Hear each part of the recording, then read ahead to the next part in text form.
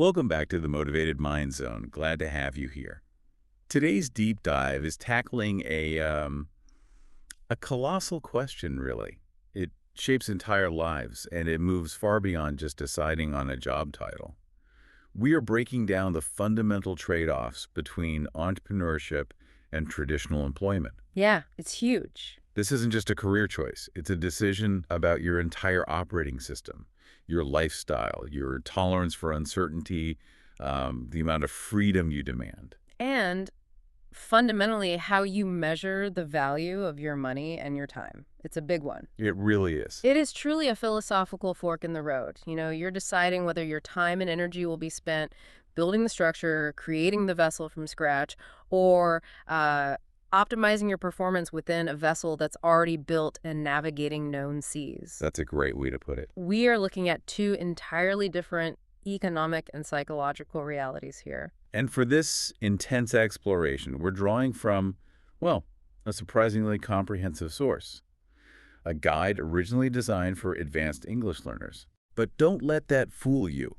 It's packed with remarkably sharp universal insights on career paths and the psychology of professional decision-making. It kind of simplifies complex business concepts into universal truths. Well, what's fascinating here is that the clarity required to explain complex career trade-offs to someone mastering a language. Yeah. Well, it also provides perfect, distilled insight for anyone like you listening, trying to make sense of their next professional move. Exactly. The source material forces a breakdown of these paths across 7 key factors, which is exactly what we need for this deep dive. Precisely. Our mission today is to move past the superficial definitions. We want to break down these two paths across key dimensions: risk, stability, creative freedom, and the required mindset. So you can quickly grasp the nuanced fundamental trade-offs and hopefully have several significant aha moments about your own path. Okay, let's unpack this. All right, so to begin this comparison, we need to ensure we have a clear foundational understanding of the two camps. Let's start with the entrepreneurial path. What exactly does the guide define this as? Well, the basic definition is pretty straightforward: creating, developing, and running a business. However, the source material emphasizes that the core objective goes far deeper than just the transactional outcome. Right. It's not simply about profit, though. I mean, survival absolutely dictates that profit must occur. Of course. But what is the deeper psychological mandate driving the true entrepreneur, according to that? Key driving force is fundamentally linked to problem solving, vision, and a high tolerance for risk. It's about finding new opportunities, seeing a specific market need a friction point that others might ignore, and actively building a solution to fill that gap. The entrepreneur is a proactive economic agent, constantly scanning the environment for inefficiencies. Yeah, I appreciate that emphasis on problem solving. It reframes the job title as an act of invention almost. Exactly. The guide gives a great relatable illustration, mentioning the entrepreneur who transformed her passion for baking into a successful online business. And that example perfectly encapsulates the essential shift. Taking something highly personal, like a hobby, and figuring out how to structure it, capitalize it, and turn it into an actual scalable economic entity. You're making it real. You are manifesting a personal vision into a functional revenue-generating system in the real world. It's a huge leap. Okay. Now, on the flip side, we have the traditional employment path. How is that structured, and what is the primary motivation for people who choose it, typically? This is the familiar territory. Working for a company, the classic 9 to 5. The core structure provides predictability and defined scope. Right. The professional is operating within an existing ecosystem, often contributing to that larger entrepreneurial vision we just discussed, actually. And predictability comes through defined roles. Yeah. The structure. Exactly. You operate within established boundaries defined by the organization. You have a fixed salary, a specific job title, and a set of responsibilities that are clearly laid out for you by the employer. Makes sense. The source illustrates this by noting people choose traditional employment because of the stability and benefits it offers. It is a choice driven by a desire to optimize a defined role while, sharing the overarching risk. So It really boils down to exchanging the potential for astronomical, maybe unlimited upside for a known, scheduled income stream Yeah. and a shared risk environment. Is that fair? Precisely. And that exchange security versus potential is the gravitational center for our entire discussion today. Okay. So what's fascinating here is how these two paths stack up when compared side by side across crucial factors that define our quality of life, far beyond just the size of the paycheck. Let's move into the core comparisons then, starting with the factor that really defines the entire entrepreneurial ecosystem: risk. We know entrepreneurship is high risk, but let's delve into what kind of risk the source emphasizes. It's not just one thing, is it? No, definitely not. The entrepreneur faces layered, integrated risk. Yes, they are putting it all on the line, time, money, and energy, but we need to break down the categories. They face personal financial risk, often linking mortgages or savings directly to the business. That's huge. Yeah. They face market risk, meaning the risk that the product simply won't resonate or that competitors will just dominate them. Right, the external factors. And critically, they face operational risk, which is the internal risk of failing to execute the plan, mismanaging cash flow, hiring poorly, you name it. That distinction is crucial. Yeah. It's not just if the business fails, but why it fails. And the fact that the entrepreneur is the single point of failure for all three categories, that's intense. Absolutely. They are the ultimate internal venture capitalist for their own idea, essentially. Now, traditional employment carries a different profile. Low to moderate risk, usually. The employee is not risking personal capital in the same immediate way. But I would argue the source material implies that risk is often simply repackaged for the employee, wouldn't you? I mean, relying entirely on one large corporation introduces a severe form of concentration risk. It's all your eggs in one basket. That's a perfect challenge, actually. Yes. While they avoid immediate personal capital risk, they face single company risk. If the economy tanks, or if the company is acquired, or if their specific job function is automated or outsourced, Oh. the consequences are severe and swift. They also face career obsolescence risk if they fail to adapt their skills over time. So the risk profile is less catastrophic, maybe, but often less controllable by the individual employee. Less controllable. Yeah. That's interesting. Okay, that's a clear divergence in the nature of risk. Let's move to factor two: income potential. This is where the aspirational side of entrepreneurship truly shines, isn't it?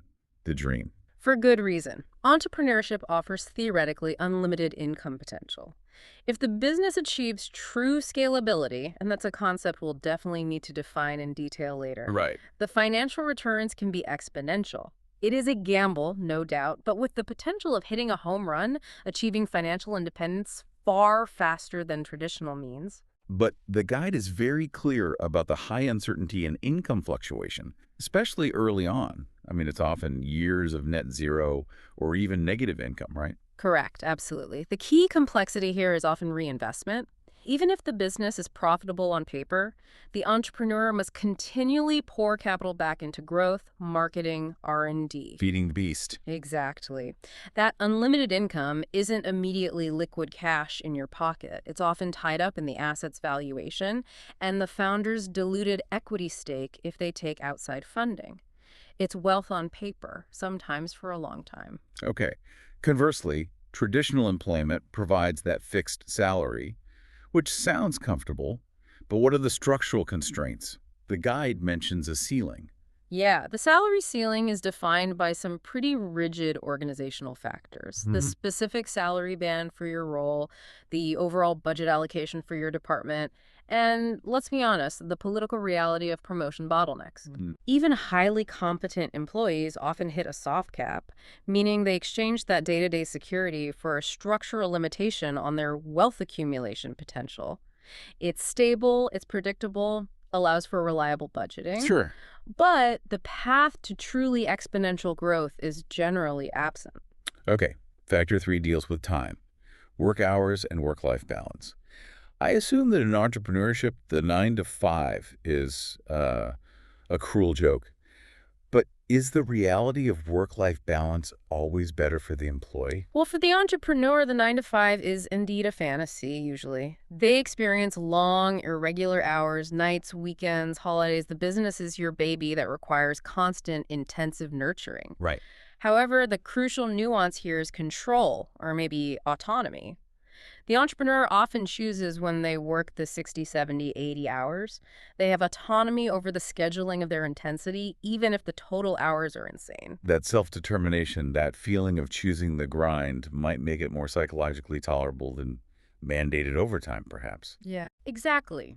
Contrast that with traditional employment. While the structure is typically 9 to 5 on paper, the modern reality of corporate employment often involves scope creep. The expectation of answering emails late, attending early calls, or just uncompensated overtime when hitting deadlines. Yeah, the always-on culture. Right. The employee has a predictable schedule, maybe, but often lacks the autonomy to truly switch off without the fear of internal political repercussions or being perceived as less committed. The lines blur. That's a powerful point. The employee might have defined hours, but the internal pressure to perform beyond those hours limits their actual freedom. Okay, let's move to factor 4, stability. This ties directly back into risk, obviously. For the entrepreneur, stability is inherently dynamic. It is totally tied to the immediate and projected success of the business, often measured by highly volatile metrics like monthly recurring revenue, MRR, or investor sentiment, or even just cash flow day to day. Very volatile. Highly volatile. It requires constant, nerve-wracking contingency planning. What if this client leaves? What if that supplier raises prices? And the traditional employee has significant built-in safety nets, right, generally speaking. Generally, yes. Traditional employment offers greater short-term stability, the steady paycheck, robust benefits packages, health insurance, paid time off, maybe a 401k match, access to unemployment insurance, all form a financial safety net that the entrepreneur must painstakingly build and pay for themselves, often at great expense. Sure. The employee's individual paycheck is far more reliable week to week than an entrepreneur's revenue stream, especially in the early bootstrapping phase. Okay. Factor 5, creative freedom. This is arguably the biggest non-financial draw for people seeking to leave established companies, wouldn't you say? Oh, absolutely. It is the entrepreneur's major advantage. You are the boss. You call all the shots. You have complete control over the vision, the product, the company culture, the marketing channels, everything. You are creating the entire universe you operate in, which is incredibly motivating for many. And the employee often feels stifled because that freedom is strictly controlled within boundaries. Absolutely. They have less freedom. They are typically working within the company's established structure, guidelines, and brand standards. While large companies may encourage entrepreneurship, internal innovation, Right. that innovation is always channeled through approved processes and subject to multiple layers of approval and budget review. The scope of impact is limited to the defined role, usually. Makes sense. Yeah. Factor 6, responsibility. Let's talk about the psychological weight here. It sounds heavy for the entrepreneur. As an entrepreneur, the responsibility is absolute and existential. You are responsible for everything. The legal structure, the cash flow, the hiring, the firing, the failure to secure funding, the product market fit. Everything. The psychological burden of knowing that the buck stops with you can be immense. It requires strong mental resilience and often really strong professional support systems, maybe even coaching or therapy. It sounds like the entrepreneur needs to be not just a manager, but a therapist and a lawyer and a bookkeeper, all wrapped into one, at least until they can afford to delegate those roles. Precisely. That's a perfect description of the early days. In traditional employment, that responsibility is shared or delegated across functional teams. Your accountability is specialized for sales targets, quality assurance, specific engineering tasks, whatever it is. While the pressure to hit those metrics is real, the operational health of the entire company is not your singular burden. The psychological weight is distributed. Much lighter, relatively speaking. Okay, finally, factor 7, career path. Yeah. How do you move forward in each path, and what kind of planning does it require? Where are you going? For the entrepreneur, the career path is entirely self-directed. It's a dynamic, often zigzagging path where you decide when to pivot, when to expand, when to change direction entirely. This requires extraordinary self-motivation and discipline to chart and adhere to your own course without external checks and balances. No performance reviews Yeah. unless you count survival. Exactly. Whereas the corporate path is often compared to a clearly marked ladder, it is more structured, relying on a predefined corporate ladder. There are defined paths for promotions, often tied to seniority, performance reviews, hitting targets, maybe obtaining specific certifications or further education. Clear steps. While it can feel rigid, this structure offers clarity. Employees generally know the steps required to progress and what their earning potential might be at each level.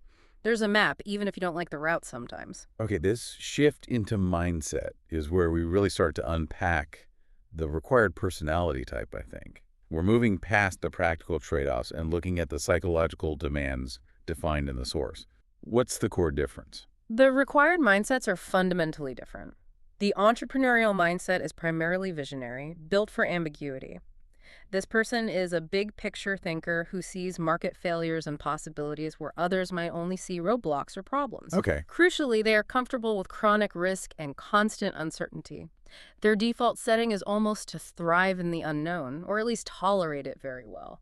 They see the curve in the road as an invitation to build a better map rather than a hazard to be avoided. Something like that. Exactly.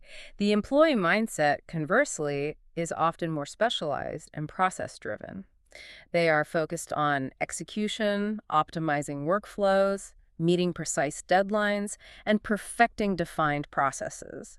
They value structure and predictability, allowing them to excel with high efficiency within a robust existing system. The guide's analogy, forging a new path versus navigating an existing one, perfectly captures the difference in psychological focus. It does. And that immediately leads to the weight of ownership, which we touched on, but let's explore more. Right. In entrepreneurship, you have full, deep ownership. It is your creation, and the reward, financial legacy, and emotionals is intrinsic to the asset's existence. You built this thing. Yeah. This full ownership is the driving engine for long-term motivation, particularly through the inevitable periods of intense struggle and low or no pay. If the asset succeeds, your motivation is rewarded directly.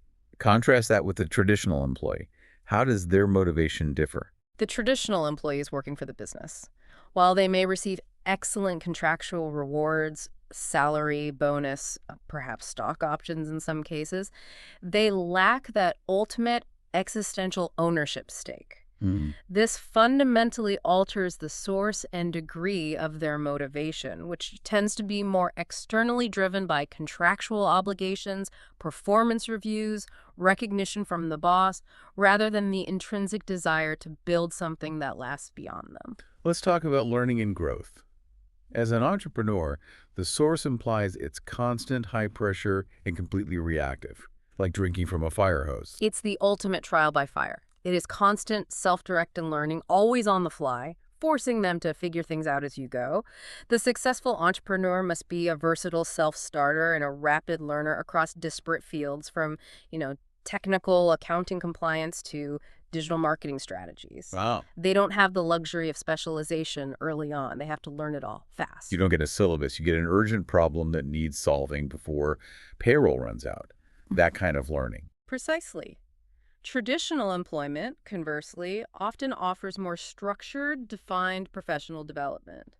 This includes formal on-the-job training, maybe tuition reimbursement for degrees, mentorship programs, and guided learning designed to deepen expertise in a specific area. A safer path to skill development. Often, yes. It's a much safer, more targeted way to acquire professional growth within a specific domain. The environment you work in changes too, especially around networking.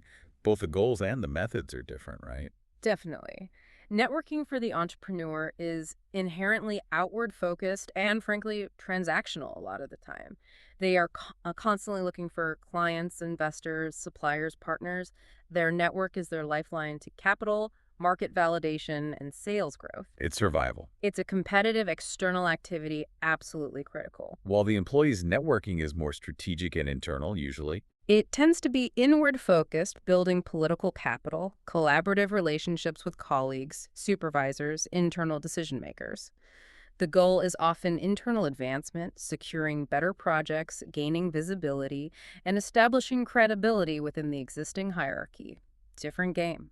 And the physical workplace itself reflects this structure versus flexibility dichotomy. Seems obvious, but worth noting. Yeah, entrepreneurship often offers flexibility. Work from home, a coffee shop, a dedicated co-working space.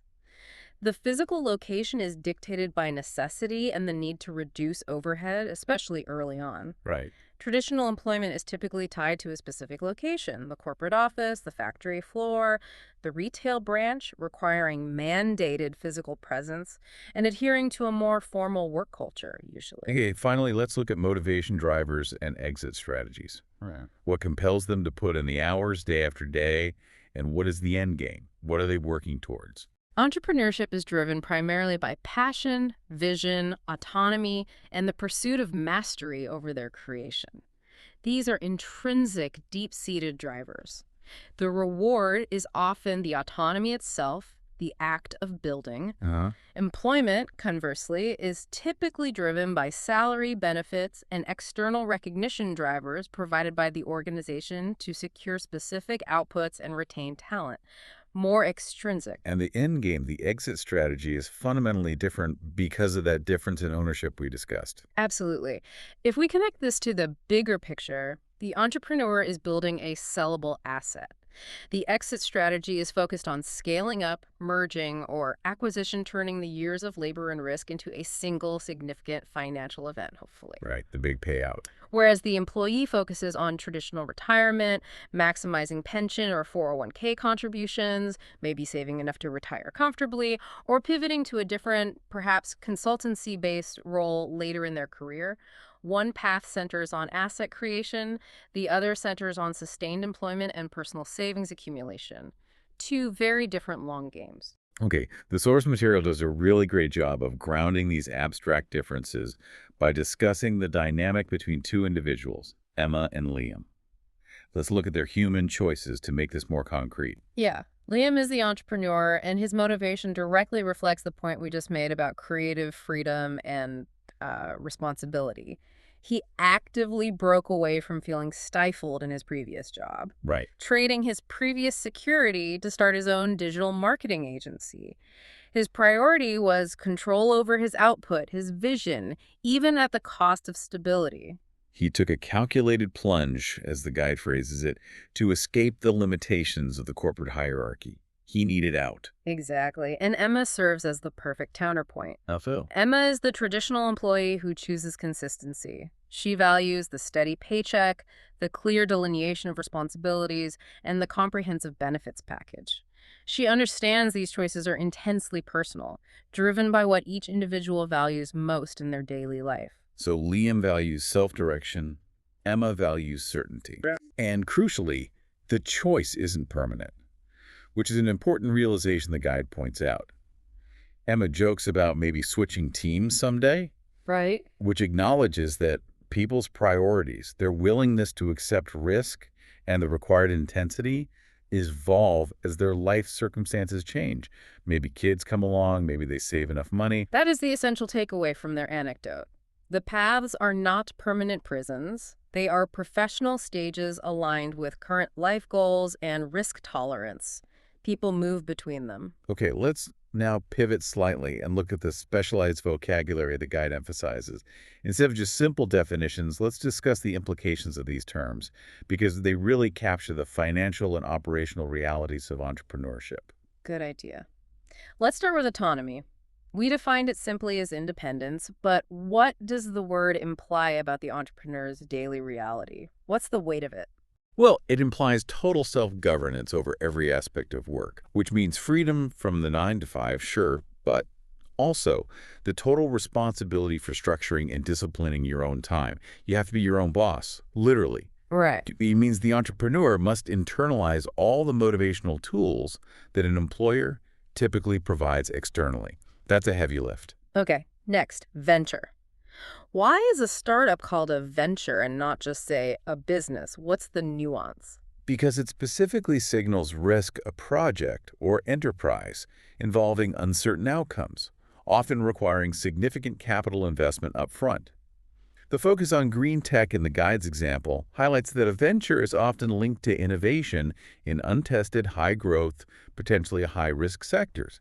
It implies boldness. Right, it's not just opening another coffee shop necessarily. Okay, third, let's talk about scalability. We touched on its necessity for unlimited income potential. What does it demand operationally? It demands that the business model, whether it's an app or a service or even a physical product, can grow exponentially, handle way more customers or volume, without a corresponding linear increase in cost or a significant loss of quality. Efficiency at scale. Exactly. The example of the app having excellent scalability shows the goal is efficiency, the ability to handle millions of users while maintaining a stable cost structure per user. Without scalability, that unlimited income potential we talked about is just capped. It hits a wall. Okay. Fourth, consistency. This applies most strongly to the traditional path, as Emma valued. Consistency means being steady, predictable, and reliable. Traditional jobs sell consistency, consistent paychecks, consistent work hours, a consistent structure, which is the direct opposite of the volatile dynamic environment of a startup venture. It's about reducing variance. Fifth, innovation. What drives its necessity in the entrepreneurial path? Why can't they just do what works? It's the engine of survival and growth, really. You must constantly create new ideas, develop new processes, or find novel market solutions to differentiate your product or service and capture market share. An employee executing existing processes provides value. An entrepreneur creating new processes or products is the value proposition, initially. Good distinction. Sixth, job satisfaction. This is a measure of contentment, but what does it tell us beyond happiness? The implication here is that compensation isn't everything, right? Job satisfaction might be high for an entrepreneur driven by autonomy and vision, even if they're broke. Or it could be high for an employee who deeply connects with the team and the company mission, despite having a lower ceiling on pay. So it's about fulfillment. Yeah, it measures the fulfillment of work itself, which often outweighs purely financial reward for many people. Okay, finally, let's look at the idioms and phrasal verbs that capture the action and spirit of the entrepreneurial journey. The guide highlights a few. First, take the plunge. That means to take a major risk and do something new and potentially scary, like starting a business. It implies a dramatic, life-altering commitment that crosses a threshold, moving from just thinking or planning to concrete action. You're jumping in. Got it. Think outside the box. A bit cliche, maybe, but important here. Yeah, it speaks directly to the necessity of innovation we just discussed. It means generating unconventional, creative solutions, essential for staying competitive and achieving that necessary market differentiation. You can't just copy competitors forever. True. Wear many hats. What's the reality behind that? This is the operational reality of the early-stage entrepreneur. Simultaneously serving as the CEO, the lead salesperson, the HR manager, maybe even the cleaner. It reflects the immense, broad scope of responsibility that falls on their shoulders before they can hire specialists. You do everything. And the phrasal verbs defining growth. Set up and scale up. What's the difference in stage? Setting up is the foundational activity. The company registration, the early hiring, getting the website live, the launch. It defines the initial laborious starting process, getting off the ground. Right. Scaling up is the ambition fulfilled, hopefully expanding the business internationally or increasing production exponentially to capitalize on successful product market fit. It captures the exponential growth phase after you've found something that works, moving from surviving to thriving. Yeah. Wow, okay. We've distilled a huge amount of information there, moving beyond simple definitions to the mechanisms, the trade-offs, the psychological demands of both paths. Let's just confirm the core trade-offs one last time, framing them clearly in terms of the exchange the listener must make if they're considering a change. Yeah, the distillation is pretty clear, I think. Entrepreneurship offers autonomy, creative control, intrinsic motivation, and Yes, the potential for exponential wealth. Potential being the key word. Absolutely. But the cost is unpredictable income, high personal financial risk, often extreme work hours, and the constant pressure of total responsibility. Okay. And traditional employment. Traditional employment offers consistency, financial predictability, often comprehensive benefits, and shared responsibility. But the cost is usually a capped income ceiling, limited creative freedom, and the burden of single company risk and structural rigidity. So fundamentally, it is an exchange of freedom and risk for structure and security. That seems to be the core bargain. That's it. And the guide makes it clear that the ultimate choice is intensely personal and requires deep self-reflection, prioritizing your internal values over external pressures or what society says you should do. And this is where those reflective questions become crucial for anyone listening. The guide encourages us to ask, how do you genuinely define success? Is it measured purely by wealth accumulation, by the impact of your vision on the world, or simply by the quantity of high-quality, unstructured free time you possess? What does success look like to you? And perhaps more importantly, which psychological work style suits you better? Do you genuinely require external structure, defined processes, and clear benchmarks to thrive? Or do you require total self-direction and the freedom to build or change the system itself? Be honest with yourself. And the ultimate philosophical test, stripping away the immediate financial pressures for a moment. If money were entirely no object and you could survive comfortably either way, which lifestyle, that of the dynamic builder creating something new or the skilled optimizer working within a system, would you actually choose? That answer tells you everything about your core values and how you prefer to engage with the world, doesn't it? It really does. We've discussed the two foundational mindsets throughout this. The visionary risk taker who thrives on creating structure from chaos, and the task-oriented team player who excels within established systems. The final provocative thought for you, the listener, to maybe mull over is this.